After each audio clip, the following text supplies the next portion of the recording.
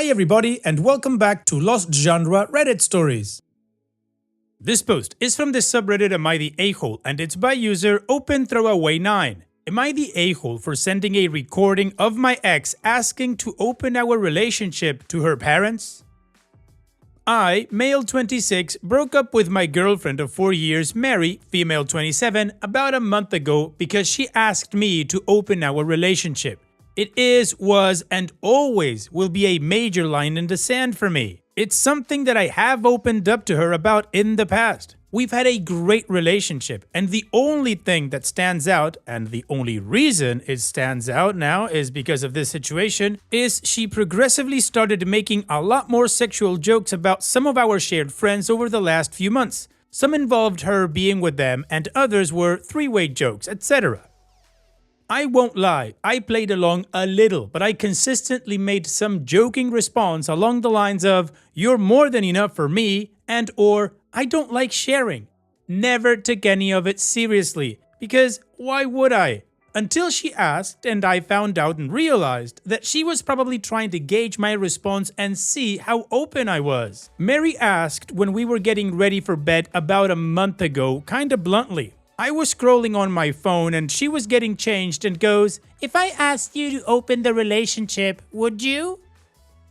This might sound super corny, but it was like I had an out-of-body experience and all of the above hit me at once. All the jokes and comments so far made sense in a "she's trying to butter me up to the idea" kind of way and went really numb for a second. To her credit, she must have seen how freaked out I was and asked if I was okay. I pretended I didn't hear her and asked her to repeat herself, and she was really hesitant to. She kept saying she didn't say anything and only repeated it when I insisted. Then I went to voice notes, set it to record, and put my phone down to talk to her. I don't remember much of it, just that I tried to stay calm and keep her talking. But the note is just over an hour and a half long, and it feels like I'm listening into a conversation that happened between two strangers.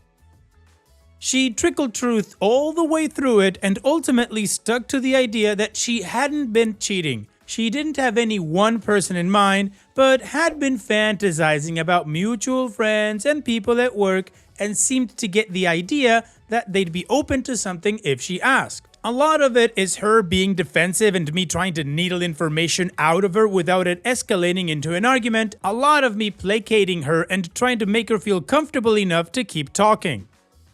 The apartment we live in is mine, and I suggested we take a break a few nights later, so she went to stay with a friend for the weekend. By the next Monday, I'd spoken to some of my friends and my sisters separately, and came to the conclusion that we were done, and suggested she started looking for somewhere else to stay. She was upset, but didn't really argue and had the vast majority of her stuff out and at her parents' house by the end of the week. So, coming to 2 days ago, her mom reached out over WhatsApp to say she was disappointed in how I'd handled everything. The message wasn't really framed in a way that she was reprimanding me, more that she wished we could have worked it out. She then added me to a group chat with her husband, ex's stepdad, and they both kind of tag-teamed me saying that we could work it out, I was making a mistake, and that I shouldn't overthink things. I eventually got it out of them that my ex had fed them a very vague story that we had broken up because she'd wanted to take the next step in our relationship and that I freaked out. We argued and she'd been effectively kicked out. Her stepdad was leaning on the fact that he thought I was more mature than this, and her mom just kept repeating how disappointing this whole situation was. So I was pissed. In the heat of the moment, I told him I had the recording of our conversation that I could send that would explain what she actually meant about taking the next step. I initially tried to email it to them, but it was being a ball ache, so I eventually shared it via Drive. In the meantime, I took a few screenshots of my ex and I's messages, ones where she had made jokes and comments about sex with our friends and a lady from her office, and sent them along to the shared chat group. I haven't heard back since. Again, it's been 2 days, and I don't feel as vindicated anymore.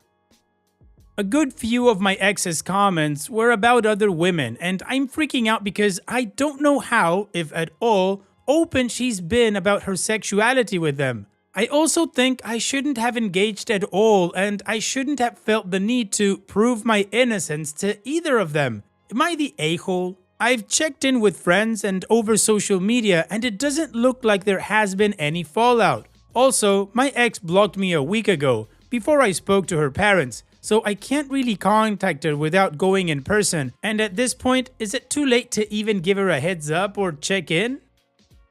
Well, OP, personally, I think I'm like in between not the a-hole and everybody sucks. The main question I have is, where you are, is it legal to record somebody or a private conversation without their knowledge? Because I understand that in different places, the rules aren't the same. Also, I absolutely agree with you breaking up because she wanted to open the relationship and you didn't.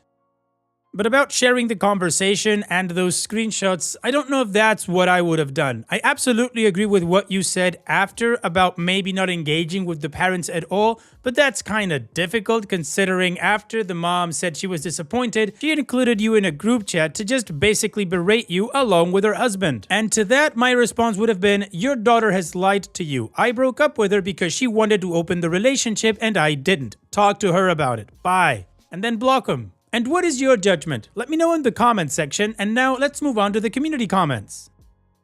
The Vaneja says, you're defending yourself because she couldn't be honest and unleashed her parents on you. Any results are her responsibility, not the a-hole.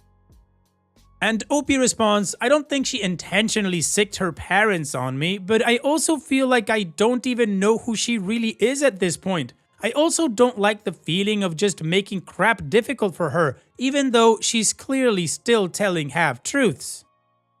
Key Hovercraft 2637 says, it sucks, but they really piled on. I would have just said she wanted an open relationship and then if they didn't believe you, offered the evidence. But I totally get being accused of something you didn't do with the additional pile-on. I would have sent it. Just block all of them and find someone who loves you or enjoy being single for a while. Sorry, I know it hurts right now. And ML190 says, not the a-hole. Leave her to clean up her own mess. No one forced her to lie about the reason for the breakup.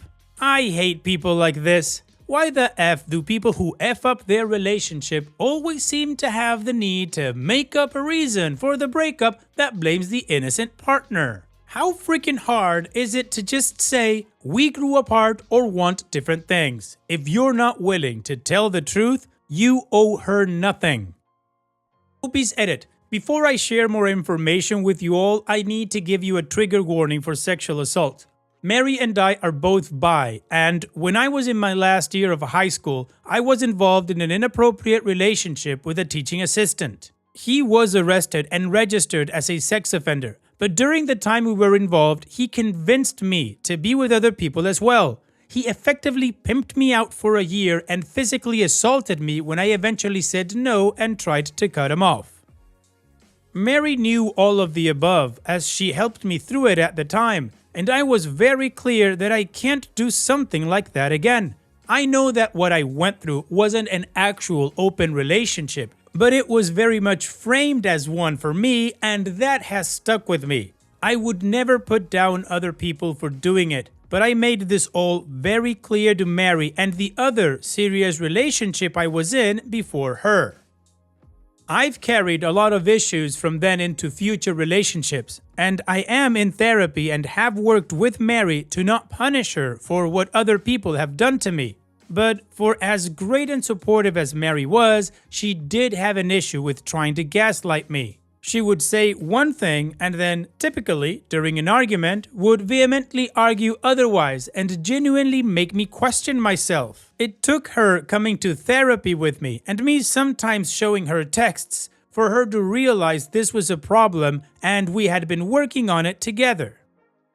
Me recording her was still not right, but it wasn't an attempt to gather something incriminating. It was just a response. It was a poor response that I shouldn't have done, but it wasn't malicious, nor did I intend to send it to anyone at the time. Also, since making this post and reading your replies, I have gone back to her parents to apologize for what I did. I did initially try and tell them that she wasn't being honest and that I wanted to keep things private, but they kept going on about me being immature and that this was disappointing. I'll be honest, I got a bit angry again rereading some of their messages, but it really didn't warrant me outing Mary the way I did. I appreciate everyone's judgment. So the majority of the community agrees that OP is not the a-hole, but that maybe sharing the audio was not the best thing to do. But OP also clarifies that recording the ex wasn't malicious, it was more of a defense response considering she had been gaslighting him in the past. So now that we're clear with all of that, let's move on to the update to see how this story ends. Hi everyone, I want to preface this with a genuine thank you. I came to this sub because my mind was all over the place yesterday and you all helped me clear it up a little. Even the people who clearly weren't trying to be helpful. As a result, on reflection, I'm not sorry for recording her. I understand that people don't like the idea of being recorded by an intimate partner, especially when having an intimate conversation. And you, naturally, support Mary on that front out of solidarity. But all I can say is, you do not know what Mary is like or what our relationship was like either. A little before she came to therapy with me and the incident that pushed me to try and get her to come with me, Mary texted me to pick her up a Smarties McFlurry on the way home from work. When I brought it home and gave it to her, she told me she asked for a dairy milk one they don't even do here anymore, and rolled her eyes at me, not listening to her again. Trying to show her what she had sent led to a 15-minute-long shouting match, which resulted in her throwing her ice cream at the wall and shattering my phone screen. That's just one incident of many.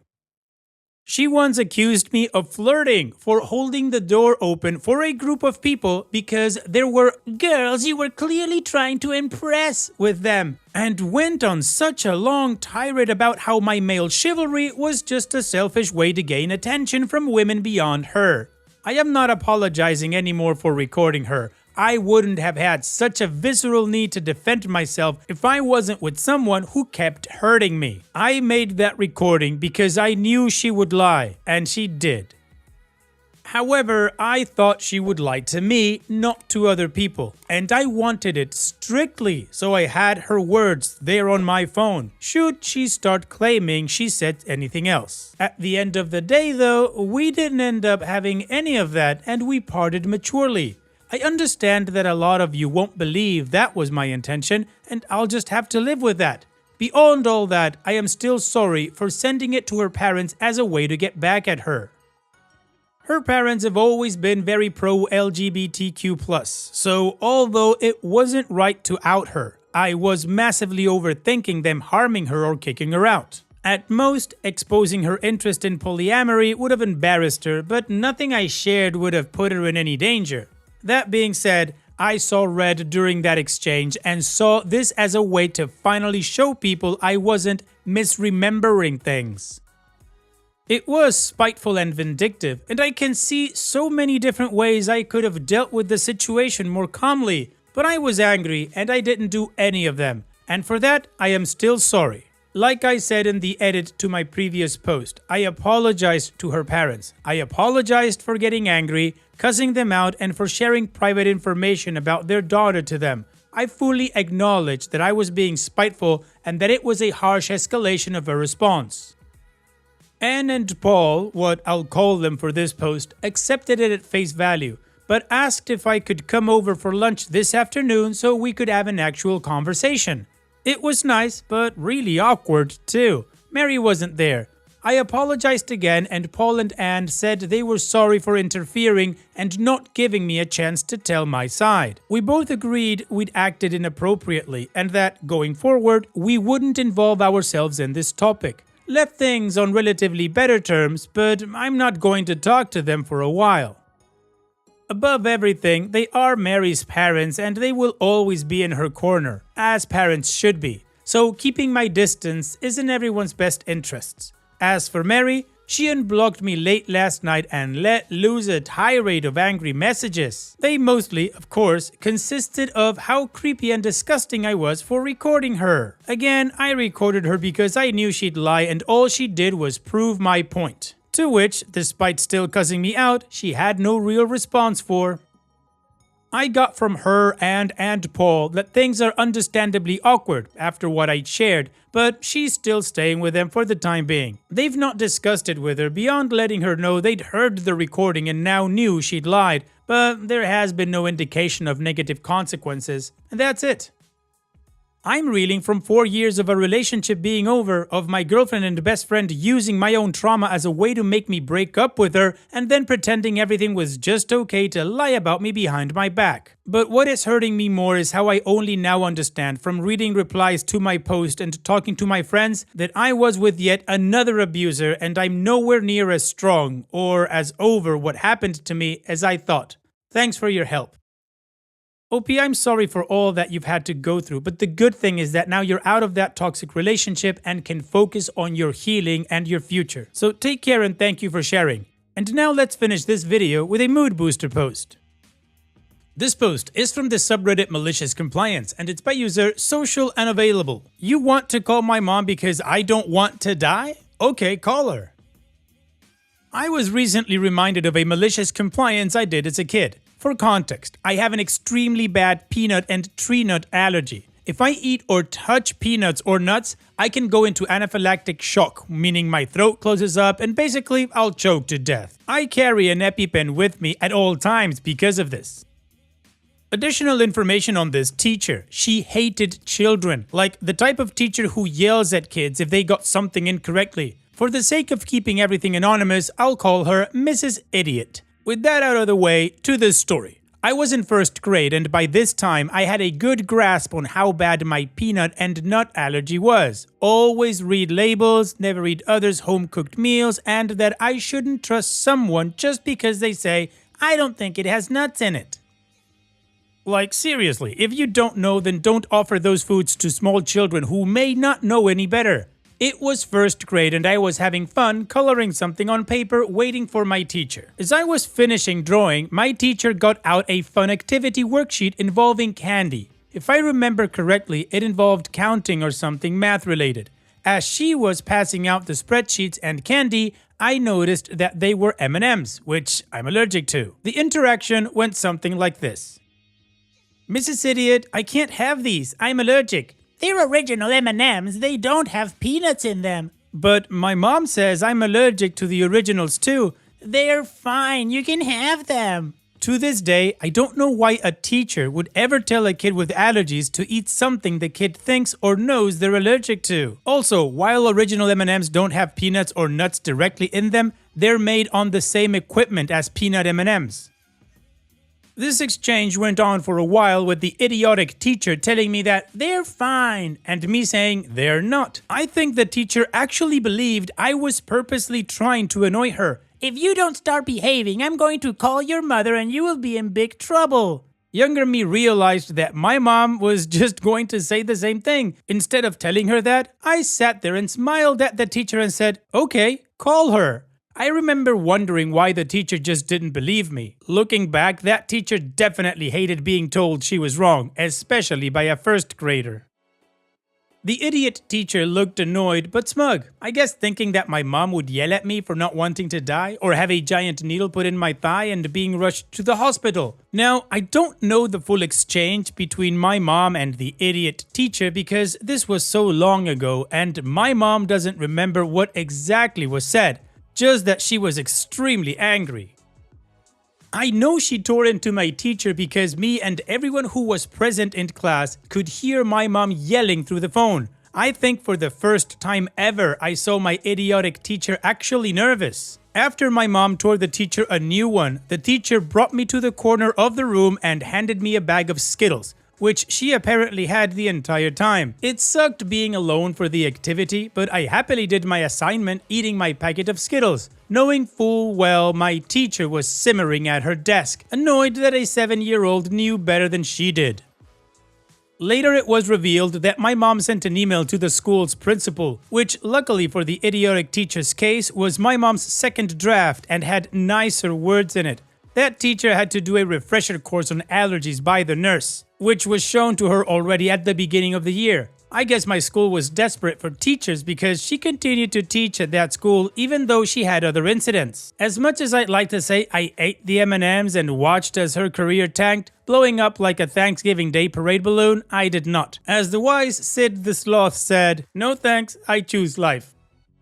Well, you just called her bluff. You want me to call your mom? Yeah, go ahead and do it. And you got some Skittles. Good on you for choosing life, OP.